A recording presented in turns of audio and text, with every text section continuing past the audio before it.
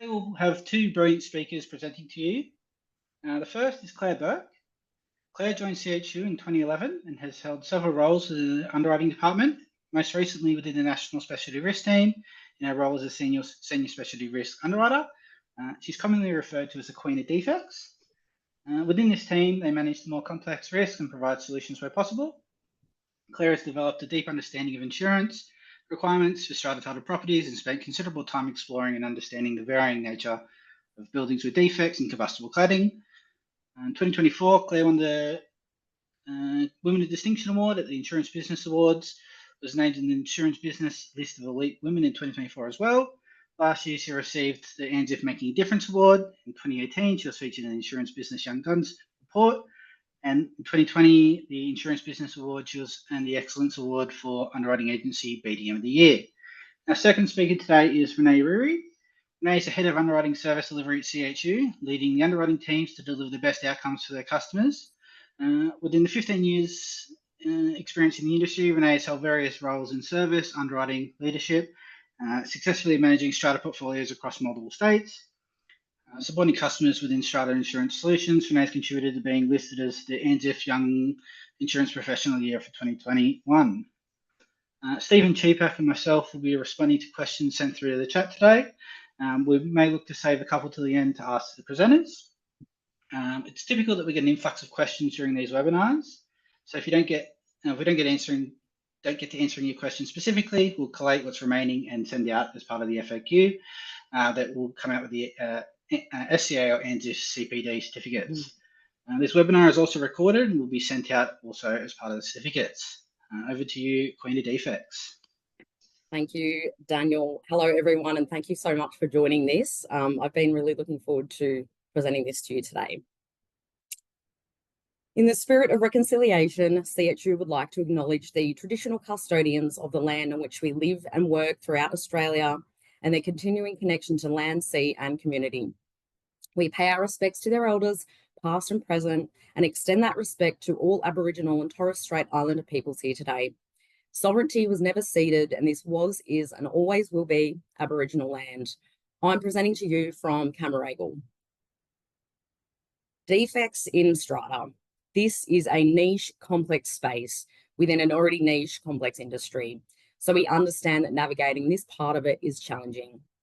The purpose of today's session is to deliver some educational insights into what you can do when dealing with a strata plan that has defects, so as much key information can be provided to CHU up front and will allow your friendly underwriters to be armed with a solid starting point to kick off their underwriting assessment with the aim to provide an insurance solution where possible.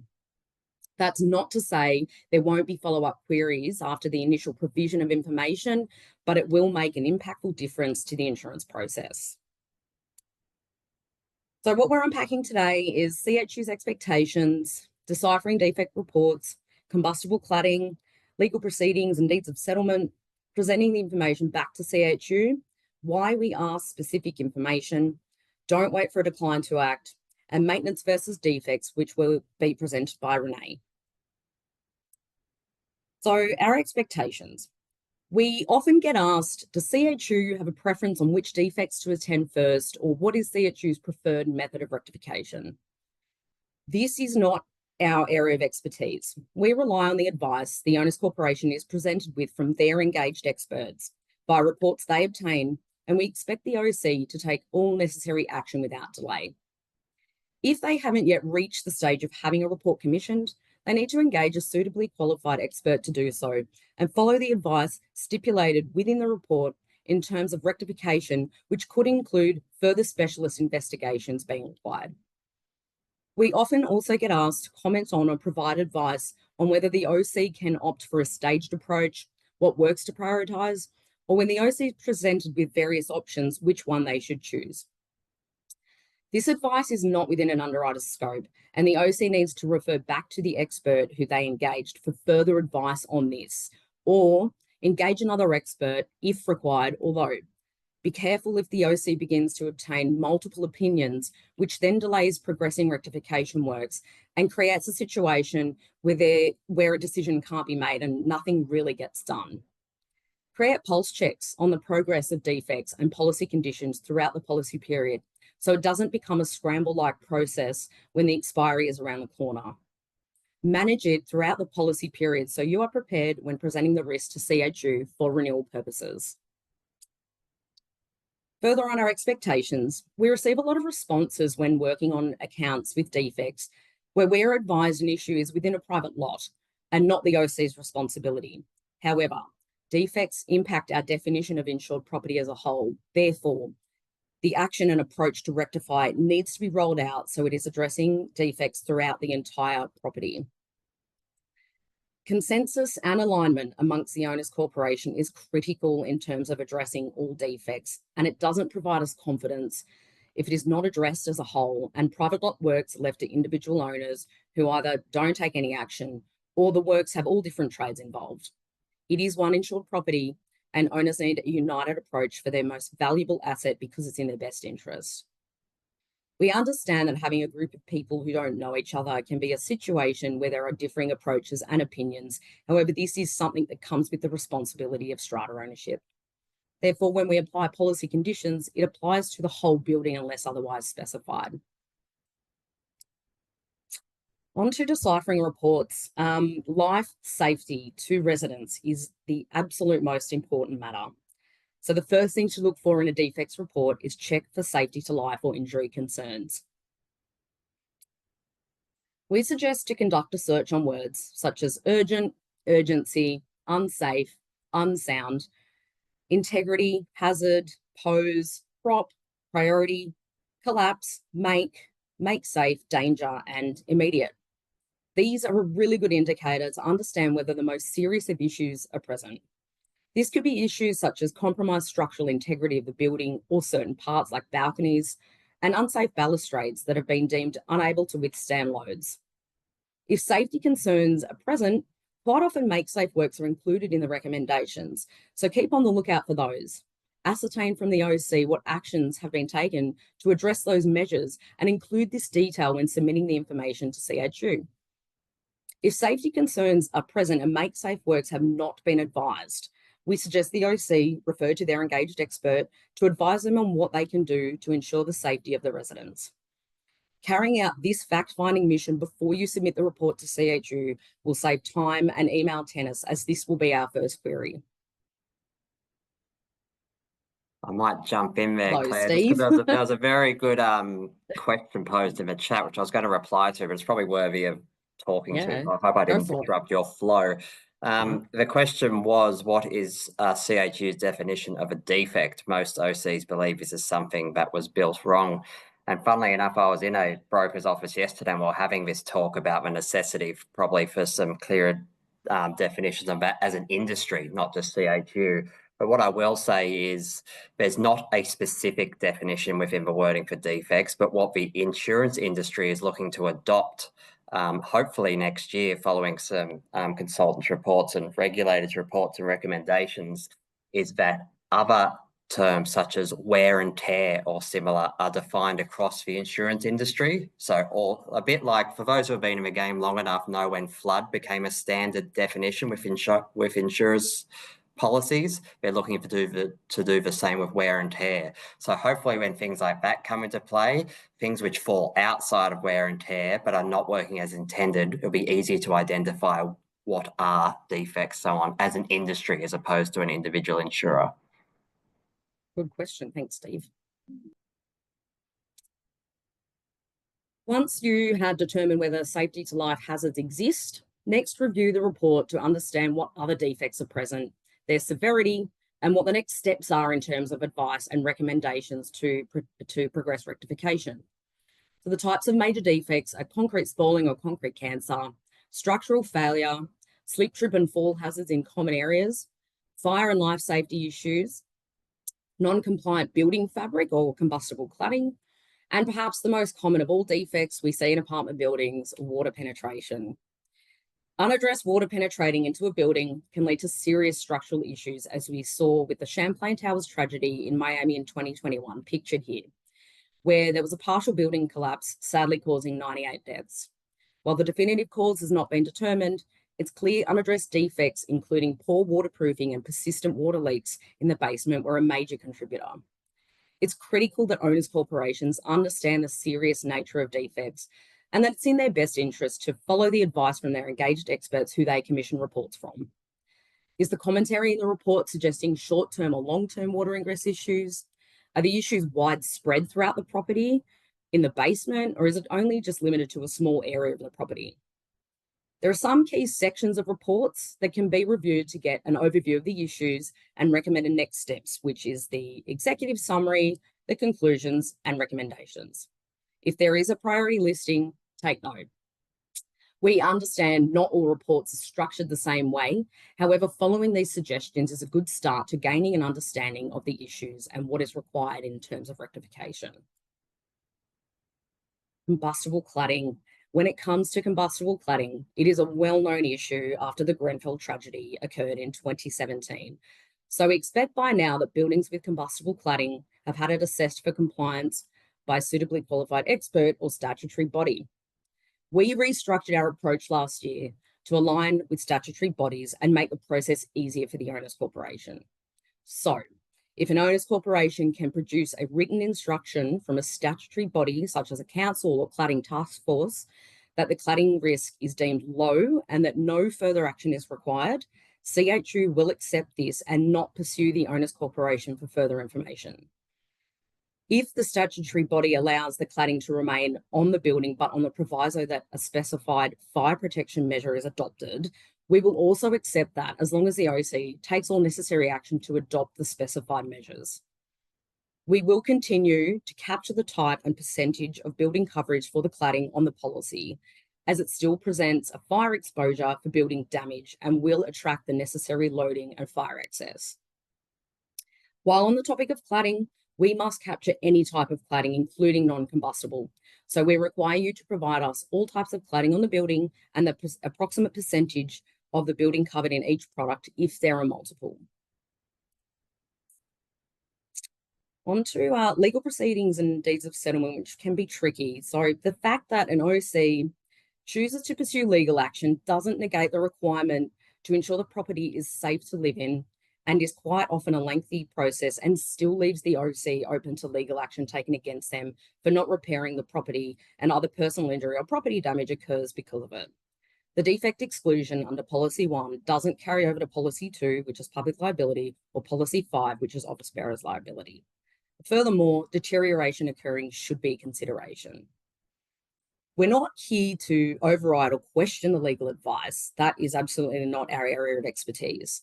What we are asking is where life safety issues exist, owners seek legal advice and specifically ask what actions need to be taken immediately whilst proceedings are ongoing, and document this accordingly.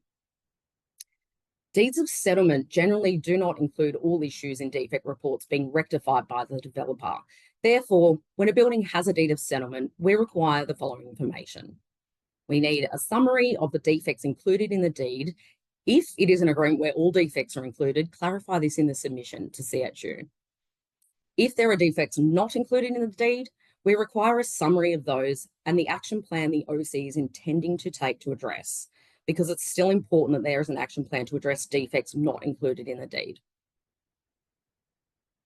Presenting the information back to CHU. So some key issues are, if safety to life issues are present, identify this in your submission and include whether make safe has been carried out, it's been scheduled, or not yet completed.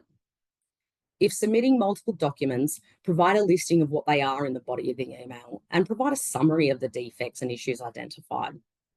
If we have issued policy conditions, please provide the response to each one in order of the conditions, as we are often provide a puzzling patchwork of information and documents, and we're advised to see attached. The process for the underwriter to review and turn around a response to you will be much quicker if you can provide commentary against each condition, and if sending attachments, identify what they are relating to in the body of the email. That way we know which attachment belongs to which condition. Please call us if a query we have sent doesn't make sense and you require clarification. We do try to articulate our concerns and queries as best we can. However, we know we're not perfect. We often receive responses to queries with unknown, or I don't know, or what do you mean? We want to be able to turn around these accounts as quickly as possible, so providing responses against each question raised is a really big help. Quite often a phone call can quickly solve a query, so we will try to call in as many situations as possible, and we invite you to do the same. Who wants less emails? I know I do. A few years ago, CHU tried to assist by producing a defect and cladding form. Unfortunately, take-up of this form has been very minimal, yet the email tennis continues to reign supreme. We feel more use of this form, or at least using it as a guide for responses, would assist greatly, including yourselves. Its main purpose is to streamline the process by allowing OCs to disclose all defect and cladding details, whether there is a building order, a fire order, all of those issues into one form. Basically, what we're saying is here's what we need as a minimum with a property that has defects, cladding, or both. If parts of the form aren't relevant, it doesn't need to be filled out. It's just meant to make your life easier as opposed to more difficult. Effectively, the form is asking for a number of steps in terms of what expert opinions have been obtained, if there is cladding, has it been signed off as compliant by a suitably qualified professional or statutory body, or has remediation been advised? Has a scope of works been obtained? Have contractors been selected? Has a contract been signed? Have make-safe works been carried out? Have meetings been called and held? Have levies been raised, or have plan discussed to raise necessary funds? Details of any legal proceedings, details of whether an OC has joined a government scheme such as CSB in Victoria, or Project Remediate or Project Intervene in New South Wales. We might also ask for meeting minutes to determine what actions have been taken by the OC. We also wanted to highlight that if an owner's corporation appoints a new strata manager or broker, the time to address policy conditions or defects does not reset because this has occurred. The OC has known about the issues, therefore, in theory, should be able to provide an update on actions to the newly appointed agent or broker. Why we ask specific information. This is really important. We ask very specific information on accounts because we need it to make an assessment of the insured, being the owner's corporation, and the insured property based on the insurance exposure, with the aim to provide a solution where possible. It makes it very difficult to be able to support offering insurance if we have insufficient information to back up what has been done, or if anything has been done. It means we're underwriting blind, and it does put us in a position where we can't make a sound underwriting decision on behalf of our capital provider, QBE.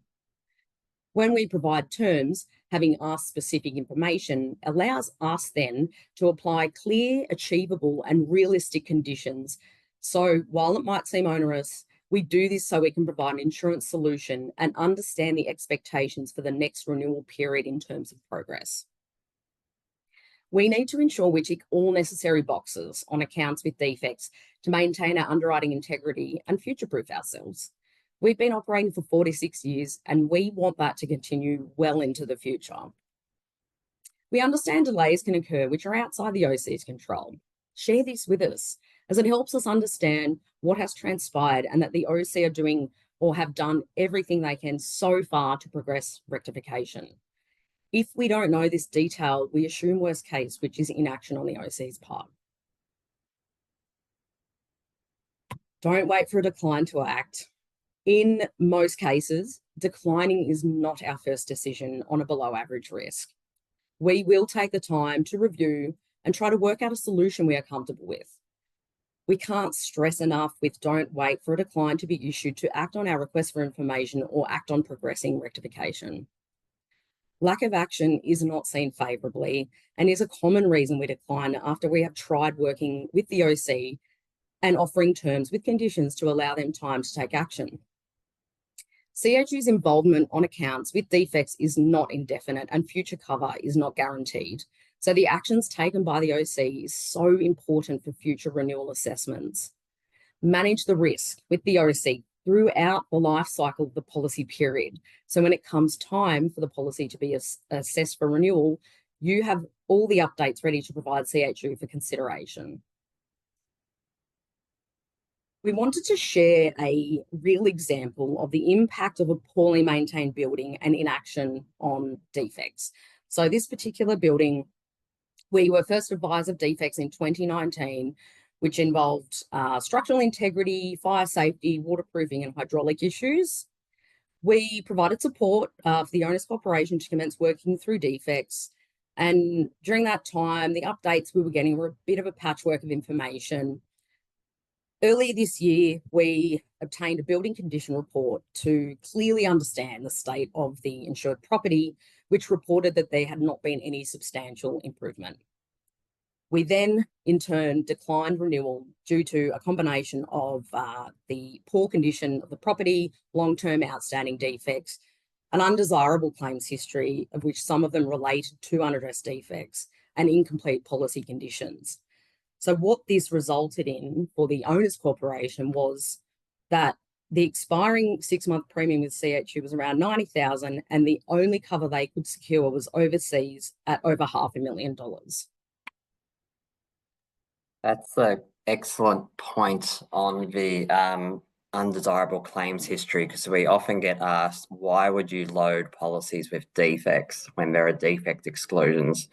So sorry if I'm stealing some of your thunder in later on, Claire, but exclusions exist under the building section of a policy, but there are no exclusions under the liability section in relation to defects. So that's a major concern. But also it'd be remiss, and I think it'd be foolish to think that some claims do not come through on buildings which have defects, which might require complex assessor assessments or things like that. Working losses, so losses of like 5,000, 10,000, 20,000, which are more streamlined processes, which aren't attributable to defects, but they are covered because in the contract, the onus on the insurers to prove that the claim is either covered or not covered by the policy. So yes, defects offer a layer of protection, but it's certainly not a silver bullet in terms of anything related to defects doesn't automatically get covered. By the black and white of a policy, yes, you're right. But in terms of how practicalities play out and in terms of having a liability exposure, that remains regardless. Thank you, Steve. So we also wanted to share a good news story relating to an account where premium reductions were applied due to defects being rectified. So the key issues on this particular account were identified in 2021, which involved structural, waterproofing, and fire protection issues.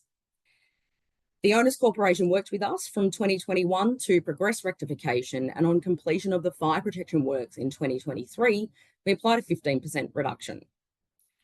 By mid-2024, nearly all defects were rectified, and a further 50% reduction was applied at renewal. So the impact here is that given the base premium for this particular risk was 6 figures, reductions of that size are a significant saving to the owners corporation and resulted in the OC having more viable insurance solutions rather than having to go overseas for options and pay hefty premiums. So in summary, some key points are life safety of residents in strata communities is the most important thing, which is well ahead of price of insurance, availability of insurance are similar. Owners corporations need to do all they can to rectify defects, so follow their expert advice. Provide a clear submission of information with explanatory comments and provide responses against each of our policy conditions. Don't wait for a decline to act and manage the defect process throughout the policy period. So some of my own last comments are, we're all in this together to support people just like you and I living in strata communities. Apartment living will continue well into the future. We all know the cost of living is a huge impact to many people. We also know that the cost of strata insurance is generally a lot less than a regular homeowners policy, as shown in our symposiums earlier this year and more recently by our CEO, Kim, in a webinar. A cost split amongst a group of people with a common interest in collective property ownership can be a more economic and affordable way of living. We are all charged with this amazing knowledge in such a complex industry, and it's a flex to be able to help educate owners corporations about the importance of repairing and maintaining their property to provide a safe environment for all occupants and visitors and be in a good state of repair. This is not only a legislated requirement, but in their best interest being their most valuable asset, and when it comes to being assessed for insurance purposes. It's worth mentioning that the insurance contract and agreement is a two-way street. The OC must do their bit in conjunction with us because this is a partnership, it's a collaboration. We are passionate about supporting strata communities, having provided this service since 1978. However, at times we do find ourselves in a position where we decline cover after multiple attempts to support the OC to work through defect rectification. Declining cover is not something we want to do, and we try our best to avoid it because we know the impact it has. However, when the OC cannot demonstrate substantial actions to repair, maintain, and comply with our policy conditions, our support comes to an end, and that has a significant flow-on effect to all of you, the brokers and strata managers who are in the important position of advocating for and guiding owners corporations. We don't want any catastrophic events to happen here like what we saw with Champlain Towers in Miami in 2021, with unrectified defects, a major contributor to the entire partial building collapse. We know it's difficult. Defects are a minefield. Combustible cladding is still an issue, and none of it is going away anytime soon. Owners corporations need to understand the importance of addressing defects, keeping the building maintained, and following expert advice and recommendations. Be the expert in this space so you know that you can put the most compelling submission forward when it comes to insurance for your clients. Renee, I will hand over to you. Thank you, Claire. So my role here is to lead the CHU underwriting team to deliver the best service experience to our customers. And part of that is our response times and the outcome that you receive from our underwriting team when buildings have things like defects and maintenance issues. So I think we're all facing similar challenges around workload pressures and the increasing customer expectations. And as Claire said, we all want less emails. So we've been advising on defects disclosure over the last few years, providing that education on what needs to be disclosed and what information we need from you. But we're actually finding that now things are being disclosed to CHU that aren't actually required to be. So we've kind of gone over and above in some instances, especially around maintenance issues. And if you do present it to us, how can you present it differently and achieve that best outcome for the end customer, which of course is the lot owners. So my aim today in this webinar is just to provide some guidance on what you do need to disclose to CHU when it comes to maintenance and building upgrades, and try to reduce any of that unnecessary back and forth questions between our teams. So to start, I think it's important to understand the difference between defects and what we'll call reactive maintenance and proactive maintenance. So Claire's going into a lot of detail about the defects today, and I'll just touch on what is a defect. So moving on to defects, generally a design flaw or deficiency. We see a lot of defects as a result of poor workmanship or poor quality materials, so those sort of cheaper materials that are used within building structures, and that can impact things like structural integrity, the performance, or the functionality.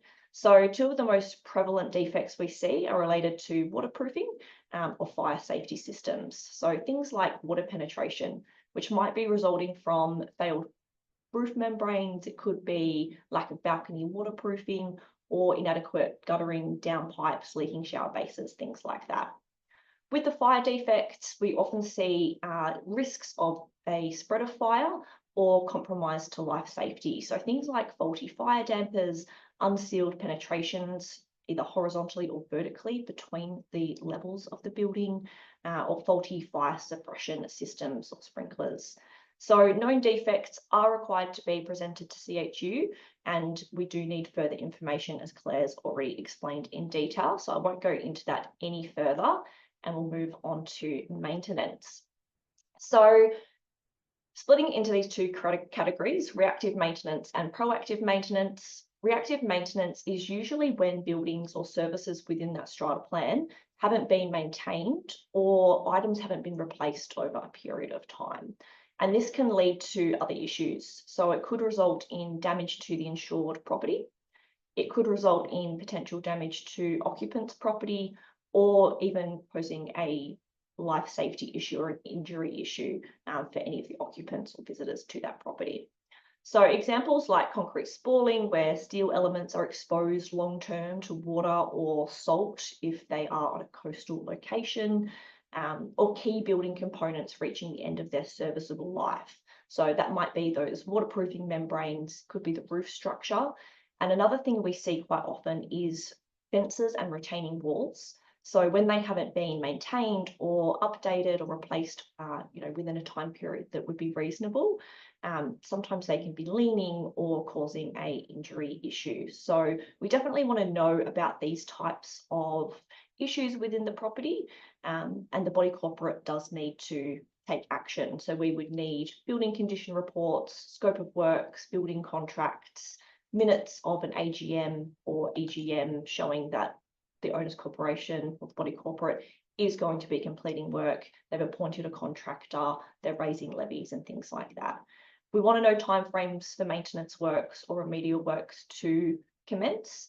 And when we've got really significant issues within a building and we understand it's going to take a certain amount of time to rectify those issues, we're fairly reasonable with coming to the party with a solution.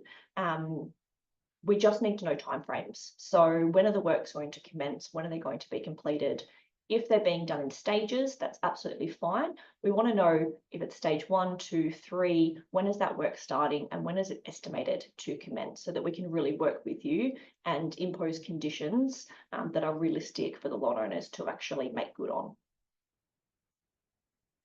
Now, moving on to proactive maintenance. So we call proactive maintenance when the body corporate are maintaining their building, they're doing the right things. So they're undertaking works to the building and services, maybe in line with a program, or they're carrying out works within reasonable timeframes for the age of that property to ensure their building remains in a good overall condition. So body corporates that maintain their buildings, they generally demonstrate to us that they have a really good attitude towards their risk management. They might conduct routine maintenance like the plumbing and roof and gutter inspections. They might complete upgrades within the property, which could be to the lifts. It could be levelling and relaying bricks on common property footpaths to make sure that they're safe around the property. It could be restoration to colour-bond roofs as well. We also see, as an example, improvements to the property or environmental upgrades. So things like solar panels is quite common as well at the moment, which we really support and we're happy to see that, or completing cosmetic refurbishments to the common areas. So CHU doesn't actually need to be notified of these proactive maintenance works. They're not increasing the risk, and we don't need to include that in our assessment if the works are less than $250,000. So I'll explain that in a little bit more detail on the next slide. But fixtures such as solar panels are covered under CHU's strata insurance policy. So again, don't need to notify us if the body corporate are installing solar panels to the property. Of course, if any works or upgrades increases the total replacement value of the insured property, that would be a consideration to just review that building sum insured as well. But generally speaking, proactive maintenance, it is important. It shows the body corporate is doing the right thing, but you don't need to notify that within your quote submission to CHU. So I'll just go into this policy benefit that I touched on with the $250,000 threshold. So we have in our policies, residential and commercial, an alterations or additions benefit under the insured property section. So damage to alterations is covered for up to $250,000. Now, if the owners are making alterations above $250,000 and they'll want the cover to kick in above that, you'll certainly need to let us know and we will review and agree to that in writing. We might require further information like a scope of works or even a structural engineer's report, depending on the nature of the works. And we also have a condition that you should be aware of, that is to notify us of any works that are over $500,000 in value or any works involving a crane or hoist.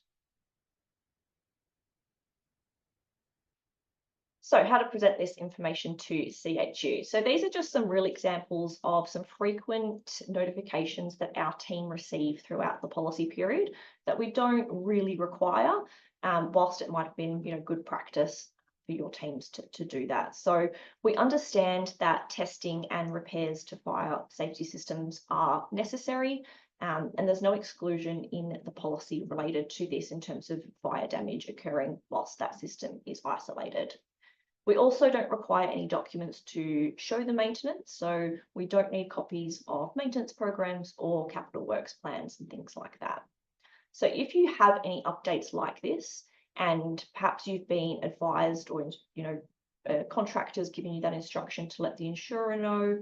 Perhaps the owners want you to let the insurer know. That's absolutely fine. Just give us a quick call, give our underwriting team a quick call, and we can actually note the policy for you. And our calls are recorded as well, so there's no issue there. So I do recognise, just moving on to a couple of examples, I recognise that you may be dealing with multiple insurers, and perhaps it's easiest for you to disclose everything in one quote slip, for example. So if you do need to put the proactive maintenance information in your submission, that's fine, but present it in a positive way to us, because it is a positive. It does demonstrate a really good attitude from the owner's corporation. So just two really basic examples here. On the left, repairs are being made to the roof and common area flooring. We will provide the contractor's report when available. So this example does raise potentially some additional questions from an underwriter. So they might look at this and think, why is there a report? Are there other water ingress issues? Does this relate to an open claim? And it might result in that underwriter coming back and asking unnecessary questions that you don't really need to provide. So if we compare that to the example on the right, the owners have completed a restoration of the ColourBond roof and refurbished the flooring within the common areas of the building. So this is still providing the information to us if you need to do that and you want to do that. It won't raise any additional questions from an underwriter. And actually, they'll probably look at this and think, this is a quote I would quite like to win and be competitive on, because it does show that the body corporate are proactive.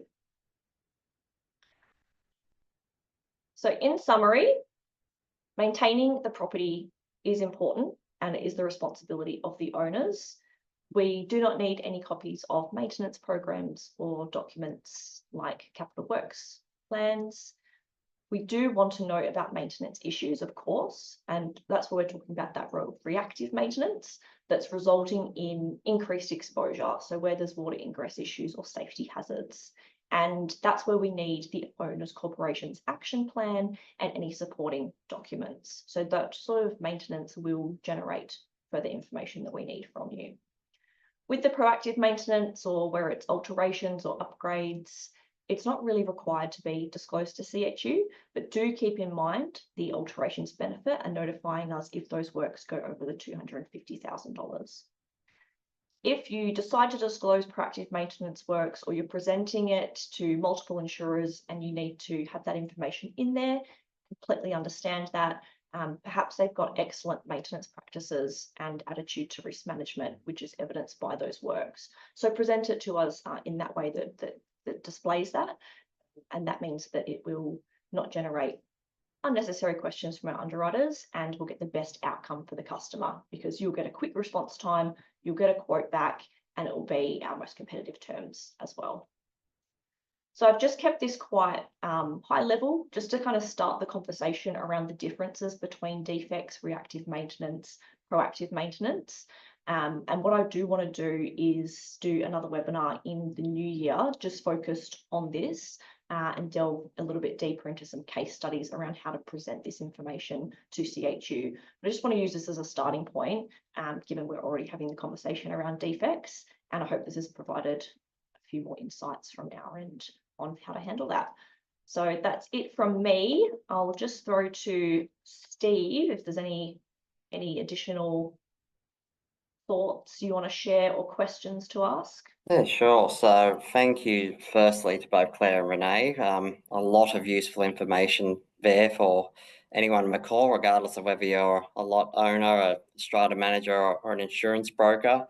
And hopefully took away the main themes, and that being, we really want to try to work with owners corporations with you, regardless whether it's maintenance or defects, to try and get us a satisfactory outcome. As we thought, there have been quite a few questions come through the chat, and some are quite bespoke, so we've committed to replying to some of those in writing when we send out the certificates and so on. One question which has come up has been with respect to what could be perceived as minor defects. I might throw this one to you, Claire. With respect to what could be perceived as minor defects on a risk, why does CHU ask for any information on those? Well, why do they ask at all, I guess?